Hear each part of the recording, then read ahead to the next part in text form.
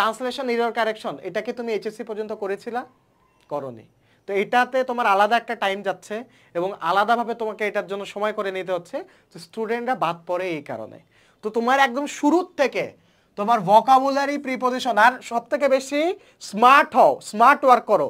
তোমার ট্রান্সলেশনে 8 mark, error কারেকশনে 8 mark, 16 mark এই জায়গায়। ভোকাবুলারি মাত্র 1-2টা আসে, প্রিপোজিশন 1-2টা আসে, তবে হ্যাঁ ওটা অন্য ক্ষেত্রে কাজে লাগতে পারে। 4 মার্কের জন্য তুমি জীবন যৌবন উৎসর্গ করে দিছো, 5000 ভোকাবুলারি মুখস্থ করছো, আর এদিকে 16 mark crying in the corner. What, মানে ওয়াই ম্যান ওয়াই?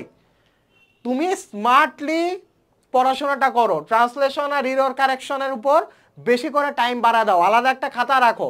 হ্যাঁ, বাজারে অনেক বই পাওয়া যায়, তুমি ট্রান্সলেশন এবং এরর কারেকশনের জন্য বহুত বই আছে, তুমি আলাদা করে রিটেন প্রিপারেশনের জন্য বই কিনো, বাজারে তোমার যা মন চায় কিনো। জাস্ট প্র্যাকটিস, জাস্ট প্র্যাকটিস, প্রতিদিন প্র্যাকটিস করবা, অ্যাটলিস্ট 20টা বা 30টা করে প্র্যাকটিস করবা। হ্যাঁ, তোমাকে এখানে কেউ স্পুন ফিডিং করাবে না, আমি জাস্ট বলে দিচ্ছি, তোমাদেরকে ওয়ে দেখাই দিচ্ছি, বাকিটা তোমাদের উপর, আপ টু ইউ। যখন আমার কথাগুলো তখন মনে পড়বে যে ভাইয়া এগুলো এগুলো বলছিল, আমি তো এগুলো ফলো করিনি।